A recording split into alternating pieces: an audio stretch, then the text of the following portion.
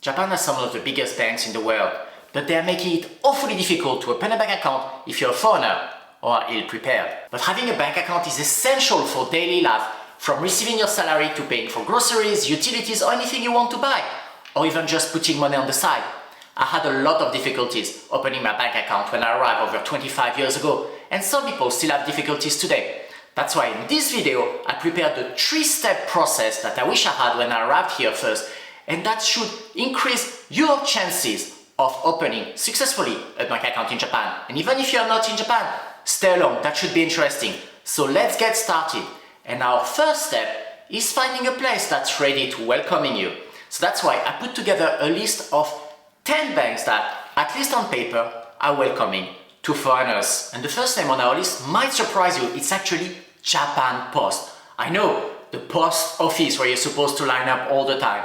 Actually, it's probably the most convenient place for anyone to open their first bank account. Let me explain. They are basically everywhere. You can walk in any Japan Post office that also is a bank and open your bank account. You can also do it online, and they have a nifty application. I was quite surprised. And they have something that others don't have.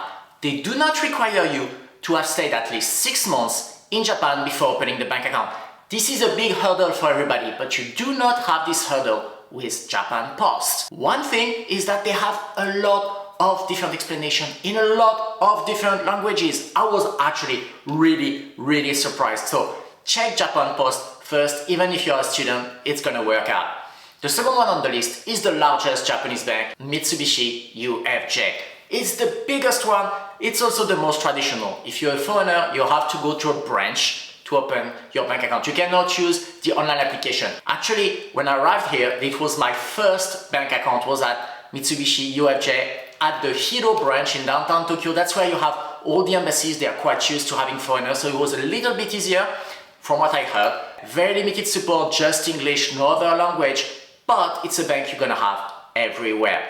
The following one is Sumitomo Mitsui Banking Corporation, or Mitsui Sumitomo Bank for others. This is a very large bank, and I was pleasantly surprised. You can actually do everything online, and they're gonna give you a cash card and a debit card from the get-go. A lot of languages available, so big surprise for me here.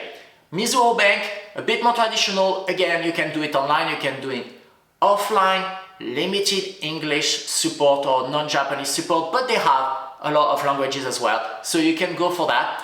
And finally, Prestia Bank. So Prestia Bank used to be Citibank in Japan, when Citibank went away, it became Prestia Bank. It's actually part of the SMBC group as well. It's a bit more of an upscale bank. They're gonna charge some fees if you don't have a minimum deposit there, but full service in English. You can do your application online. That's what I did because I opened a bank account with them 2 years ago, because that's the bank that gave me the mortgage for this house. If you follow the channel regularly, you already know all of this. So those are the first 5 banks that are major main banks. Now let's go to the next 5 ones that are more online banks. Let's start with SBI Shinsei Bank. Shinsei Bank has been around for a long time. It got bought by SBI. SBI is part of the Sumitomo Mitsui Banking Corporation as well. You have a lot of branches. You can also do the application online. You still need to send some of your document by the mail for them to confirm. Limited English support or any other language support, but you can give it a try. Continuing, we have GMO Aozora Bank, also completely online. You have the application in a lot of different languages. I was so surprised. So give it a check. They have a lot of explanation and a relatively okay service online. Heiyo Jibun Genko is basically the AU, the mobile phone company, and Mitsubishi UFJ getting together and proposing this service that's only online. Very limited English support there, but it's very convenient and accessible anytime, and you can get your money from the ATMs for a very low fee. Then we have the mammoth Rakuten Bank, part of the Rakuten empire that has so many services. So Rakuten Bank is obviously only online. You have the possibility of applying online on an English website, limited support in English again, but very convenient. And if you like Rakuten for anyways, why don't you get into their ecosystem from the get-go also with your bank account? And the last one is Sony Bank, also completely online. They have a little bit of support in different languages, but very limited. And again, you're gonna have to do it online for everything. So here you go. You have 10 banks to get started and choose the one that looks the most appealing to you. I know that's a lot of information all of a sudden. What I did is I put all this information in an easy to download PDF, and the link is down below. At the same time, look at that and tell me if I forgot any bank that you know of, and put it in the comment down below. And while you're there, please give it a like. That's gonna help make this video available to more people, and we're gonna be able to spread this information to other people. Thank you very much for your support. Let's continue now that we have decided which bank we should target. What do you need to get ready before doing your application, whether it's online or in the branch? The first thing you're gonna need, no surprise here, is your residency card, or Zario Cardo, which is the card you get when you decide to settle in Japan for a certain amount of time. You can't do anything without it. It has to be up to date, so have it ready. You might need to have your passport ready as well. Sometimes they want to have a look at it. And if you are a student, get your student ID ready as well. Then you need to have a proof of address. This usually is your family registry or Juminhyo that you can get from your ward office. Sometimes they're gonna be okay with a utility bill, but the Juminhyo is better, or even better, My Number card, which is kind of a replacement in Japan for an ID card. Then a mobile phone. Yes, mobile phone. A mobile phone number, to be precise. This is essential. You're not going to be able to open a bank account if you don't have a mobile phone number. And I know to have a mobile phone number, you need to have a credit card or a bank account. It's a bit of a chicken and egg issue here. Maybe your company can provide you with a phone. Maybe you can have a prepaid phone for a certain amount of time. You can always change it afterwards if you have a new number. And some may ask you for an initial deposit. Not always the case, but it's good to have 10,000 yen in cash that you can deposit on your bank account immediately as you open it. Of course, if you're opening online, it's not an obligation. It's only when you're gonna go to the branch. So those are the basics, but you should be ready for having a little bit more papers just to making sure you're well prepared. And that's the second part of our list, what I call the extras.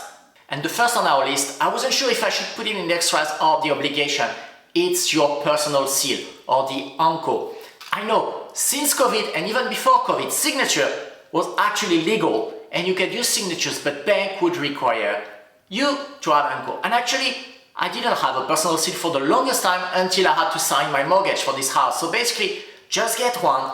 It's very cheap. Just get one, get it registered in advance, especially if you have to send across some paper or you're going to the bank. It's gonna help you a lot to have one. Everybody uses it. If you're in any companies, you've seen it used so many times. So it's not an obligation, but that's gonna help you out a lot. And if you're employed, you're gonna need a proof of employment.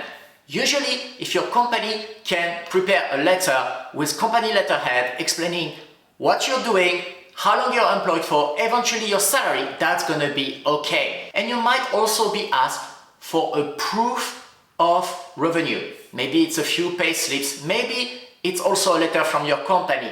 Just have a check before you start the process to making sure that you have what you need. And the final one is maybe a recent utility bill with your name and address on it. Usually, if you already have a Juminhyo and My Number card, that should be fine, but they may ask you for one. And once you have selected the bank you want to go to and you've prepared all your paperwork, we get into step 3, which is actually applying. If you are applying online, just have all your paperwork ready in front of you and just go through the process, but be prepared to have to mail some of the identification for verification. If you are going in person in one of the banks that have actual physical branches, prepare again all your paperwork. I recommend putting them in files, clear files, have copies ready, photocopies ready, and bring everything in order and making sure that you have everything they require. Put an appointment in with the branch because you don't want to wait or have so many people in front of you. Remember a few things is that usually Japanese banks open quite early in the morning, but they close early in the afternoon. So you want to put in an appointment early in the morning, be ready to wait, usually plan for an hour. And if your Japanese is not up to par, which is completely okay. Bring a friend who can speak Japanese. Japanese national would be even better. If you are employed, ask HR to come along with you. They might be used to it, or someone from the school where you're teaching. That's going to smooth out things so much when you go into the branch. So now that you are about to go to the branch, a few recommendations. That's basic, but just remember, dress up normally, just don't go with flip-flops. Look at least presentable. I know it's relaxed, maybe it's very hot now, we're still in September, it's still very hot, but look presentable, be on time. Be ready to wait a bit, because even if you're on time, they may not be on time. Be well prepared, like we said. Remain calm, things take time, and patience. And that's it. You're done through a 3-step process. But what do you get for having gone through this process and all this preparation? Well, the first thing, especially if you went to a natural branch, is you're getting the almighty passbook. What's the passbook? Well, this piece of paper where basically it's what says that you have a bank account and where you can record all your transactions. Nowadays, to be honest, this is an old one. Most banks don't have passbook anymore. It's digital passbook and you don't have to have one. If you open online, you're not gonna get a passbook. But what you're gonna get, obviously, is your bank account.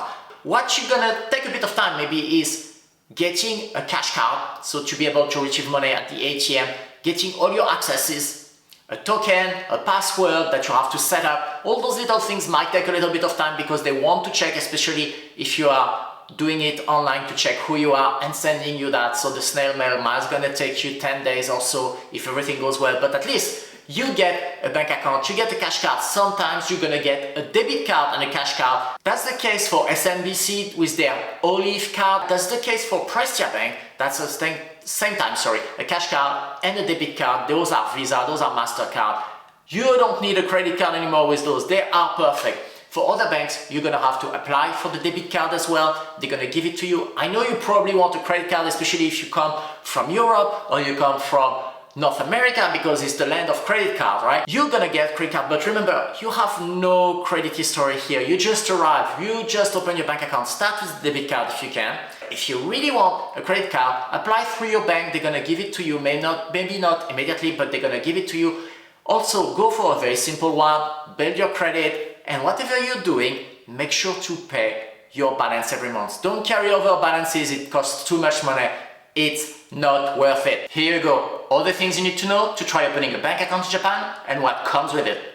I know it can be frustrating at times, but it's much better than it was 26 years ago.